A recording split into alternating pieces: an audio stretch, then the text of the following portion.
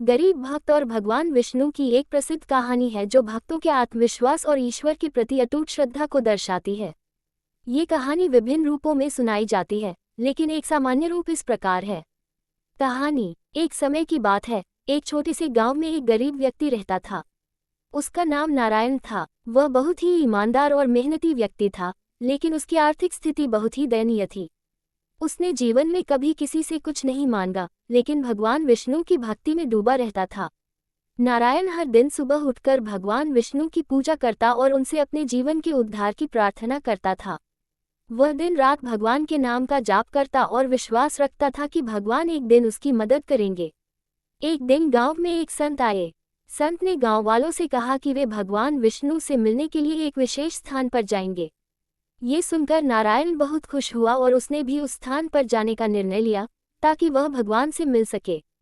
जब वे संत के साथ उस स्थान पर पहुंचे तो वहां एक बड़ा विशाल मंदिर था, लेकिन भगवान विष्णु का कोई दर्शन नहीं हो रहा था। नारायण ने संत से पूछा, मैंने भगवान को इतने वर्षों से पुकारा है, क्या वह मुझे दर्शन देंगे?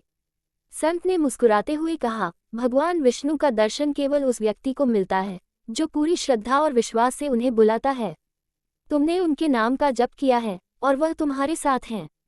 इतना सुनकर नारायण भगवान विष्णु के चरणों में गिर पड़ा और पूरे दिल से प्रार्थना करने लगा। अचानक भगवान विष्णु ने उसे दर्शन दिए और कहा, तुम्हारी भक्ति और विश्वास को देखकर मैं तुमसे प्रसन्न हूँ।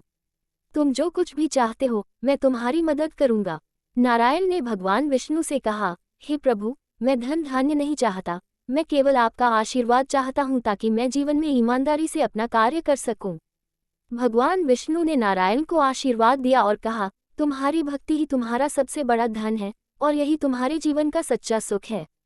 निष्कर्ष। ये कहानी हमें ये सिखाती है कि भगवान में अधिक विश्वास और सच्ची भक्ति से जीवन में कोई भी कठिनाई नहीं रह सकती। भगवान कभी भी अपने भक्तों को अकेला नहीं छोड़ते और उनका आशीर्वाद सबसे बड़ा धन होता है।